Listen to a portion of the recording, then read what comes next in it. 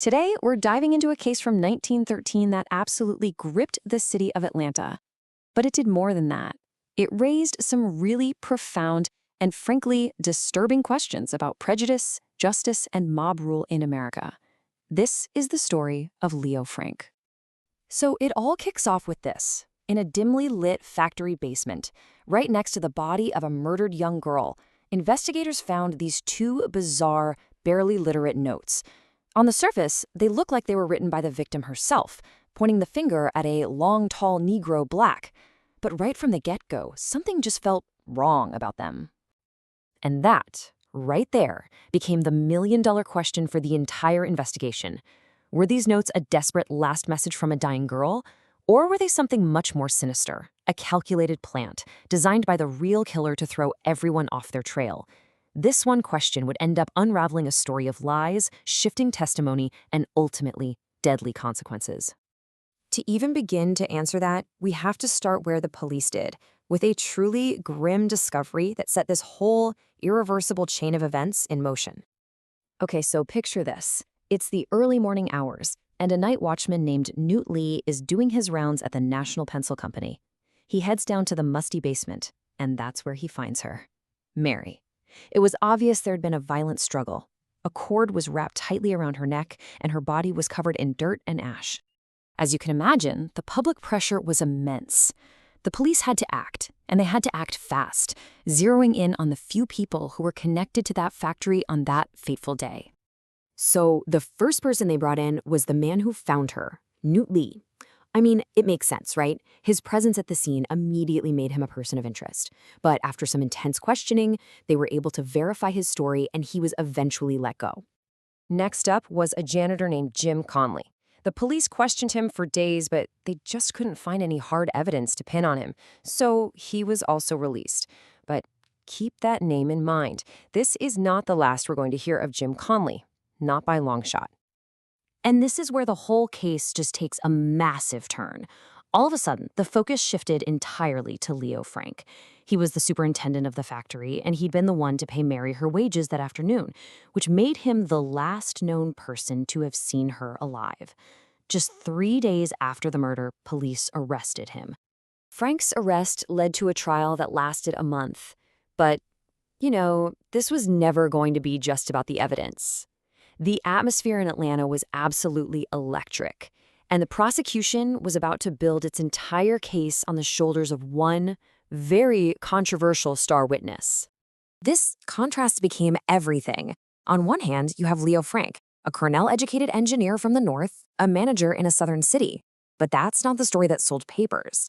As the trial got going, the media started pushing these prejudiced narratives, branding him simply as a Jew. And it really built this toxic momentum against him with the public. Remember Jim Conley, the janitor they questioned and let go? Well, in a pretty stunning reversal, he was brought back, and this time he was the prosecution's star witness. The entire case against Leo Frank was now going to live or die based on what this one man had to say. The thing is, Conley's story was anything but consistent. Seriously, just follow this. First, he flat out denied even being at the factory that day. Then, he admitted he wrote one of the notes for Frank, but claimed it was the day before the murder. Then story number 3 was that he was at the factory, but he knew nothing. And then finally, on the witness stand, he delivers the bombshell.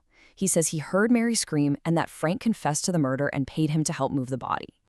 With Conley's testimony, no matter how shaky it was, the trial reached its explosive conclusion. But the verdict handed down in that courtroom, well, that was only the beginning. The rule of law was about to completely give way to mob rule. Leo Frank was found guilty. And to give you an idea of the tension, the judge actually warned Frank and his lawyers not to even be present in the courtroom for the verdict because he was genuinely afraid for their safety. The sentence was death by hanging. So after all the appeals failed, the case landed on the desk of Georgia's governor, John Slayton. He did a complete review of all the evidence.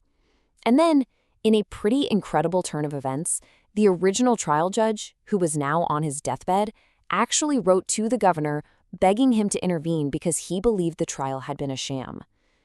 Convinced Frank was innocent, Slayton commuted the sentence to life in prison.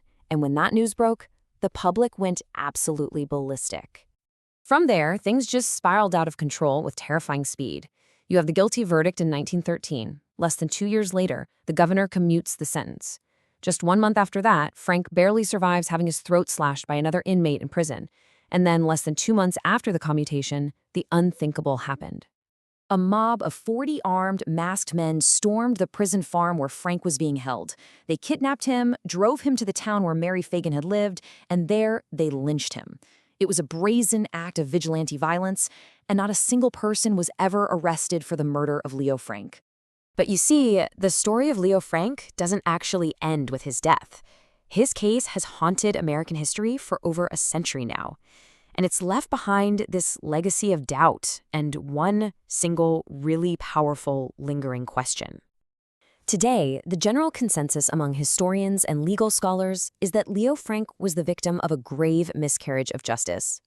His trial was poisoned by prejudice, and the verdict was based on incredibly shaky testimony. His story has become this dark, cautionary tale about what can happen when fear and hatred overwhelm the legal system. And what about Jim Conley, the prosecution's star witness, the man whose testimony sealed Frank's fate? Well, for his role as an accessory after the fact, he was eventually sentenced to just 1 year in prison. 1 year. Which brings us right back to that question from the very beginning. When you think about his constantly changing stories, his presence at the scene, and of course, those bizarre notes, you just have to wonder, did Jim Conley, the man whose words sent another man to his death, actually hold the key to this mystery all along? It's a truth that, sadly, we will probably never know for sure.